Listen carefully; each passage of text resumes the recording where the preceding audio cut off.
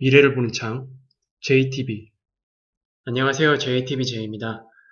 요즘 시장이 참 지루하죠. 위로 갔다가 아래로 갔다가 굉장히 지치게 만드는 시장인데, 오늘은 금융시장에서 살짝 물러나서 조금 더 긴 관점으로, 포괄적인 관점으로 디지털 시대 준비에 대한 이 내용을 조금 다뤄보려고 합니다. 과연 디지털 시대 준비 얼마나 하고 계신지, 이 부분이 참 궁금합니다. 저 개인적으로도. 일단 뭐 작아진다 하는 생각으로 여러분도 한번 체크를 해보세요. 아래 항목에서 나는 과연 얼마나 포함이 되는지. 첫 번째, NFT에 대한 개념을 정확히 알고 있다. 흔히 NFT라고 하면 그냥 NFT 그림 막 이런 식으로만 알고 계신 분들이 많거든요. 절대로 그렇지 않습니다. NFT라는 개념은. 그리고 메타버스 플랫폼에 투자해봤다. 일단 뭐 가상 랜드에 대한 투자겠죠. 그리고 세 번째, NFT를 실제로 구매를 해본 적이 있다. 네 번째, NFT 시장과 메타버스 시장의 관계를 그래도 어느 정도는 알고 있다. 다섯 번째, 블록체인 플랫폼을 이용해봤다. 여기서는 뭐 P2E 플랫폼이라고 했던지 간에 아니면 뭐 메타버스 플랫폼이라든가 그 외에 특정 NFT 프로젝트 팀이 만드는 어떤 뭐 플랫폼들 그런 것들 다 포함합니다. 그 중에서 아무거나 하나라도 이용해봤다. 그리고 여섯 번째, 나는 블록체인 지갑을 가지고 있다. 여기에는 대표적으로 메타마스크가 있죠. 그리고 그 외에 우리나라에서는 크레이팅 기반의 카이카스, 그 다음에 솔라나를 이용을 하는 팬텀이나 솔렛이 있고요. 그리고 루나를 이용할 수 있는 테라 지갑이 있습니다. 이런 계통의 지갑을 나는 한 개라도 가지고 있다. 가장 보편적인 거는 메타마스크니까 메타마스크가 있는지 없는지 그 부분만 체크를 하셔도 될 것 같아요. 그리고 플레이 투 언이라는 개념에 대해서 잘 알고 있다. 그 다음 암호화폐 거래소를 일주일에 1회 이상 이용한다. 왜냐면 이런 플랫폼들을 이용하기 위해서는 이제 코인이 필요하잖아요. 이거는 이제 코인 투자 때문에 암호화폐 거래소를 이용하는 게 아니고 어떤 디지털 자산을 사용하기 위해서, 구매하기 위해서 암호화폐 거래소를 사용한다라는 개념으로 봐주시면 됩니다. 그리고 메타버스와 NFT 시장이 미래에 거대한 부를 가져다 줄 것으로 생각한다. 나는 그렇게 생각한다. 그리고 느프트라는 단어를 안다. 이렇게 잠깐 요약을 해봤어요. 그래서 이 중에서 나는 50% 이상은 해당된다. 라고 하시면 이분들은 그래도 어느 정도 디지털 시대에 대한 흐름 이런 것들을 어느 정도 지금 같이 뭐 보고 있다. 또는 내가 적극적으로 디지털 시대에 대해서 준비를 하고 있는 건 아니지만 그래도 어떻게 흘러가고 있는지 동향은 대충 안다라고 보여져요. 근데 여기에서 나는 포함되는 게 3개 이하인 경우에는 지금 상당히 이 흐름에 뒤처지고 계신 겁니다. 그리고 3개 이하도 아니고 나는 여기에 한 개도 포함이 안 된다. 이거는 나중에 정보의 비대칭으로 인해서 조금 많이 뒤떨어질 수가 있습니다. 디지털 시대로 이제 본격적으로 넘어갈 때 그렇게 자가 진단하시면 될 것 같아요. 그리고 여기에 포함되는 거 말고도 그 외에 뭐 여러 가지 개념들이 있겠죠. 이런 것들은 이쪽 흐름에 대해서 어느 정도 조금 몸담고 계신 분들은 알고 계시겠지만 제가 나중에 기회가 되면 이쪽 블록체인 시장에 대해서 조금 더 자세히 다뤄보는 시간을 별도로 가지도록 할게요. 저는 오늘 이제 제목에도 있듯이 디지털 시대 준비 얼마나 하고 계십니까? 그래서 어떤 동향 이런 것들을 공유해드리기 위해서 이 시간을 갖는 거고요. 아주 막 디테일한 그런 것들은 다루지 않을 예정입니다. 일단 2022년은 우리나라 관점입니다. NFT 시장의 대중화를 위한 첫 번째 해가 될 것으로 예상이 됩니다. 2022년 이제 얼마 안 남았죠. 일단 뭐 SM, 하이브, JYP, YG 그리고 카카오엔터 그 외 대기업들 각종 유명 브랜드들의 NFT 시장 진출이 가시화되고 있는 상황이에요. 그리고 그 외 메이저 게임 회사의 블록체인 기반 게임 개발도 이제 본격적으로 시작될 것 같습니다. 거기에는 우리가 잘 알고 있는 게임빌이라는 회사도 있고요. 위메이드는 주식 때문에 잘 알고 계시죠? 근데 위메이드가 이번에 내놓은 그 미르포 글로벌 버전은 엄밀히 말하자면 블록체인 기반의 게임은 아닙니다. 그러니까 전통적으로 블록체인 기반 위에 설계를 하기 위해서는 시작부터 달라요. 근데 위메이드 같은 경우에는 기존에 만들었던 미르포라는 게임을 이제 그 뒤에 글로벌화 하는 과정에서 블록체인 요소를 이제 조금 집어넣은 거죠. 완벽하게 블록체인 기반의 게임이라고는 볼 수는 없습니다. 그래서 이 이후에는 이제 위메이드가 감을 잡았잖아요. 이 시장의 그 가능성에 대해서. 그래서 본격적으로 위메이드뿐만이 아니고 이제 모든 게임사들이 이 상황을 봤어요, 이미. 주식시장에서의 그 폭발력이라든가 그 다음에 동접자라든가 그리고 예상되는 이익 전망치라든가 이런 걸 이미 어느 정도 확인을 했기 때문에 본격적으로 다 뛰어들 것으로 예상이 됩니다. 그리고 디지털 시대의 대비를 위한 생태계 구축이 이제 본격적으로 시작되겠죠. 이 관점에서 보면은 밸류에이션 관점에서 이익 증가 전망치를 어떻게 측정할 수가 없어요. 웬만해서는 어떤 새로운 신사업을 할 때 이익 전망치가 나오거든요. 근데 지금 이쪽 블록체인 시장은 이게 아예 가늠이 안 됩니다. 얼만큼 성장할지 아예 가늠조차 할 수가 없어요. 아마 위메이드도 이번에 깜짝 놀랐을 거예요.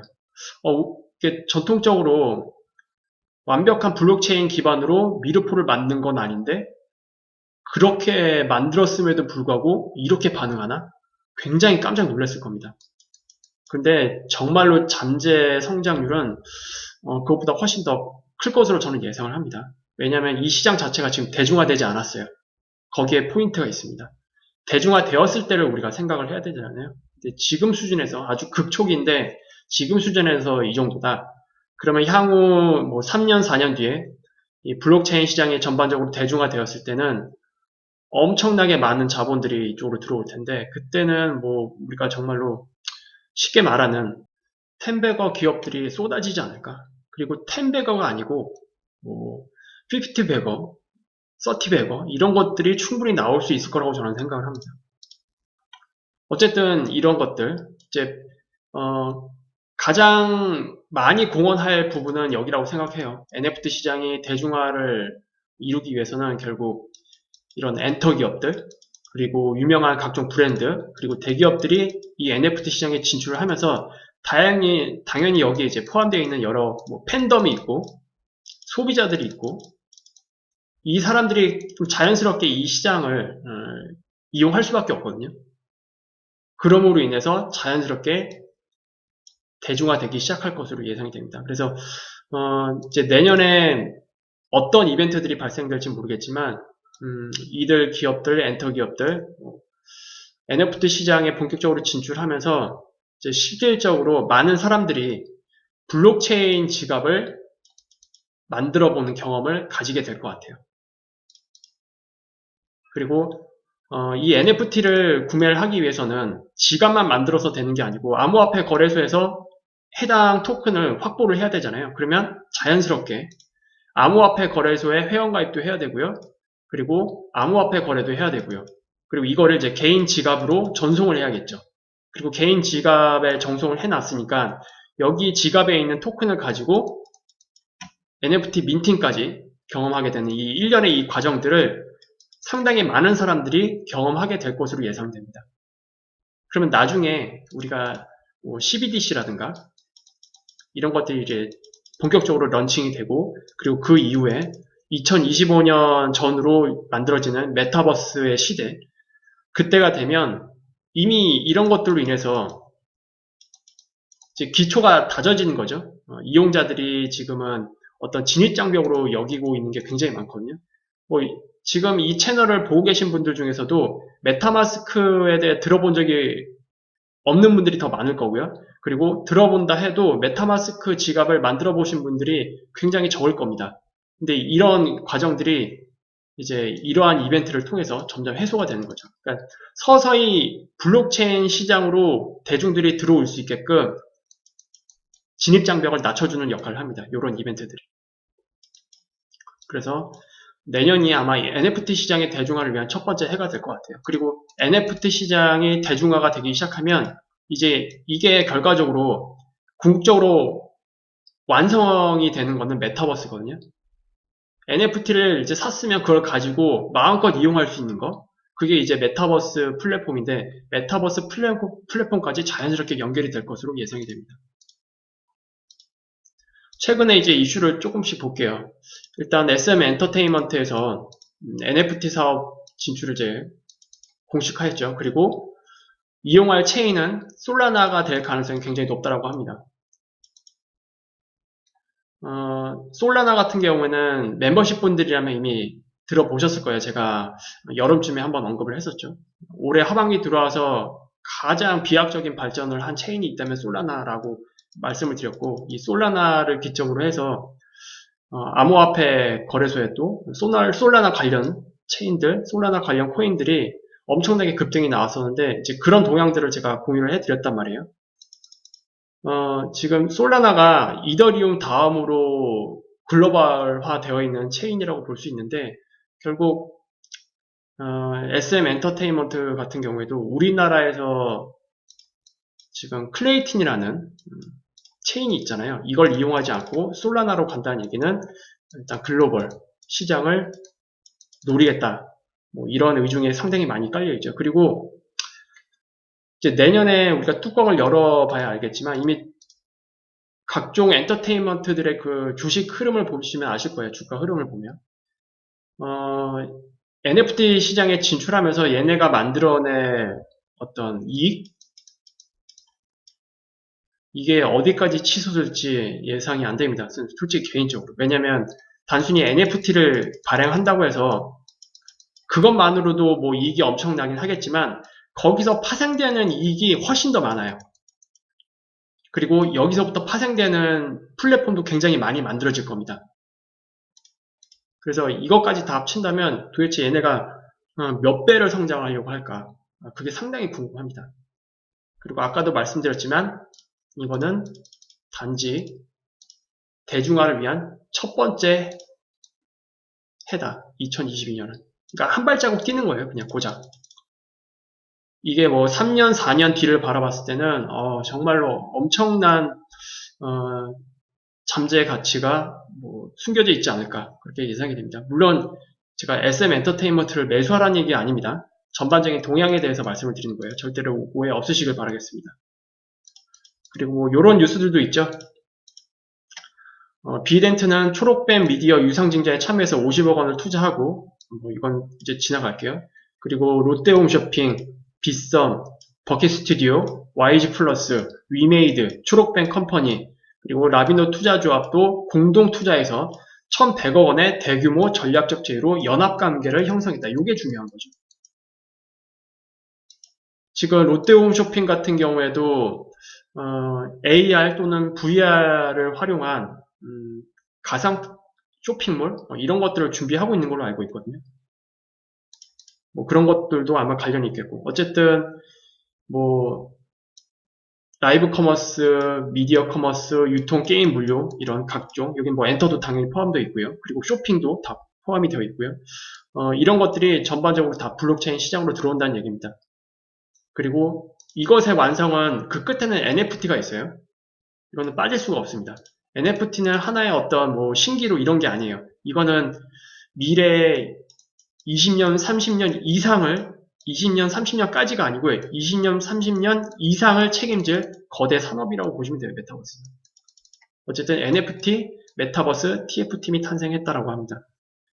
이제 이런 기사들이 있었고 그 다음에 메타버스를 눈여겨본 소프트뱅크, 더 샌드박스에 무려 9,300만 달러 투자 그리고 컴투스도 더 샌드박스에 업랜드미에 투자 이런 식으로 되어 있고 지금 더 샌드박스를 가보시면 맵이 이렇게 되어 있거든요. 그래서 여기 보면 뭐 여러 가지 기업들이 다 들어와 있어요. 지금 이렇게 크게 보이는 것들은 실제로 가장 큰 B2B 형태로만 판매되는 랜드고요. 이거를 좀 이 부분만 확대를 해볼게요. 그럼 여기 보면은 뭐 제페토도 들어와 있고 그리고 뭐 오픈시도 들어와 있고 뭐 바이낸스도 들어와 있고 그리고 샌드박스 자체적으로 무언가 하기 위해서 이렇게 공간을 마련했고 그리고 그 외에 유명한 해외 여러 가지 NFT 프로젝트 팀들이 다 들어와 있죠. 지금 시세로 보면은 요 한 칸 있잖아요. 요거 조그만 거 요거 한 칸. 요거 한 칸에 1 리더 정도 하고 있거든요. 1 리더면 지금 거의 600만 원 다 되죠. 600만 원 조금 안 될 거예요. 580만 원 정도? 지금 시장이 이런데 이게 3, 4년 지났을 때를 한번 생각을 해보자고요. 메타버스에 대한 시장. 그리고 메타버스는 현실 부동산이랑 좀 달라서 이게 무한 증가하지 않습니다. 더 샌드박스에서도 이 랜드가 끝이에요. 지금 이제 빈 곳이 지금 여기 남아있고 이런 데 남아있고 여기도 지금 남아있고 여기 남아있고 이런 데 남아있는데 이거 팔리면 이제 끝입니다. 그래서 지금 최근 기업들이 발에 불똥이 떨어졌어요. 샌드박스가 저렇게 치고 나가고 있고 여러 기업들과 파트너십을 맺고 있으니까 아 우리도 지금 해야 되는 거 아니야? 근데 가격은 계속 치솟고 있고 유저들 사이에서도 그렇지만 기업들 그러니까 블록체인 플랫폼을 활용할 기업들한테는 지금 포모가 온 것 같아요. 지금 소프트뱅크가 일단 불을 지핀 것 같고요. 그리고 앞으로 계속 대형 기업들이 여러 가지 블록체인 플랫폼 기업에 제휴를 맺을 겁니다. 더 샌드박스 말고. 그리고 최근에 매트릭스 월드라는 이 메타버스 플랫폼도 마찬가지로 유명한 기업들이 다 들어와 있죠. 여기 보면 뭐 탑샷, UFC도 보이고 유비소프트도 있고 그리고 여기에 지금 보이지 않는 게 있는데 이거는 해당 사이트에서 가져왔어요. 뭐 잘 알고 있는 삼성도 있죠. 그리고 특히 NFT라고 한다면 그리고 메타버스라고 한다면 빼놓을 수 없는 영역이 바로 엔터와 스포츠입니다. 엔터와 스포츠가 이쪽 블록체인 시장과 만나면서 엄청난 시너지를 낼 거거든요. 앞으로. 여기 보면은 NBA 들어와 있고 그리고 NBA와 관련되어 있는 탑샷 이제 예전에 아날로그 카드들 많이 팔았었잖아요. 근데 요즘에 디지털로 많이 바뀌었어요. 그 시장도 엄청 큽니다. 탑샷이 가지고 있는 시장도. 그리고 UFC, 그 다음에 NFL 선수단, 어소시에이션도 같이 여기 들어와 있고요. 그리고 뭐 글로벌 거래소들 다 들어와 있고 그리고 이거 말고도 앞으로 계속 들어올 것 같아요. 오프신 거래소도 들어와 있고 그 다음에 정말로 NFT 프로젝트의 한 획을 그은 크립토키티 NFT를 관심을 가지고 계신 분들은 다 알고 계실 거예요. 크립토키티가 얼마나 대단한 일을 했는지 여기도 파트너십을 맺었네요. 어쨌든 앞으로 이거는 그냥 시작에 불과합니다. 어떻게 보면 전반적으로 동향이 이래요. 지금 굴러가는 시장이 지금 특히 블록체인 시장과 관련해서는 정보의 비대칭이 굉장히 심하거든요. 정보의 비대칭이 얼마나 심하냐면 메타마스크 지금 설치한 사람 그 숫자를 한번 보세요. 지금 전 세계 그냥 대충 70억 인구라고 가정을 할게요. 70억 인구 중에서 지금 1000만 플러스로 되어 있는데 그냥 아주 넉넉 잡아서 2000만이라고 칩시다. 전 세계 2000만 명만 지금 이 시장에 들어와 있는 거예요. 완전히 노다지죠, 그냥. 그리고 우리나라 같은 경우는 클레이튼이 이제 기반인데 지금 클레이튼 기반의 이 카이카스 지갑을 사용하는 사람은 9만 명 플러스. 그러니까 이것도 여유롭게 잡아서 10만 명이라고 칠게요.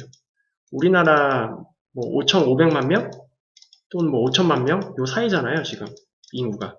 그 중에 10만 명만 사용한다는 얘기입니다. 그러니까 지금 아무도 몰라요. 주변에 아무리 물어봐도 NFT에 대해서 실제로 구매해본 사람도 없고 개인 지갑을 사용하는 사람 거의 없어요.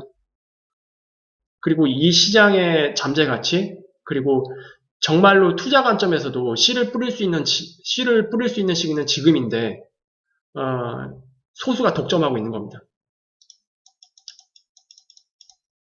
그리고 여기에는 정보의 비대칭이 가장 많이 영향을 미치고 있는 것 같고요.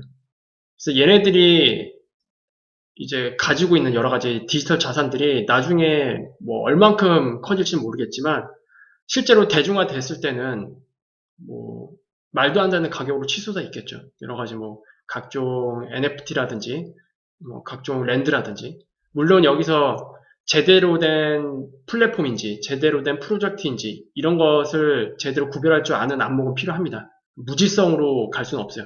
반드시 공부가 필요하긴 한데 지금 이쪽 시장이 너무 빨리 성장하고 있다 보니까 공부하기도 굉장히 막연하게 느껴지시는 분들이 굉장히 많을 겁니다. 단적으로 예를 들자면 한 2017년, 2020년 이 사이에 벌어졌던 일들이 지금은 한 달에서 두 달 정도에 그냥 다 벌어지고 있어요. 금액적인 그 면에서. 그만큼 시장이 엄청나게 빠르게 성장을 하고 있고 이거는 아마도 가속화될 겁니다. 왜냐하면 그럼에도 불구하고 아직도 극초기입니다. 모르는 사람이 99%예요. 지금. 여유롭게 잡아도 95%. 그러니까 대중들은 지금 다 아무리 얘기를 해도 모르고 있다는 겁니다.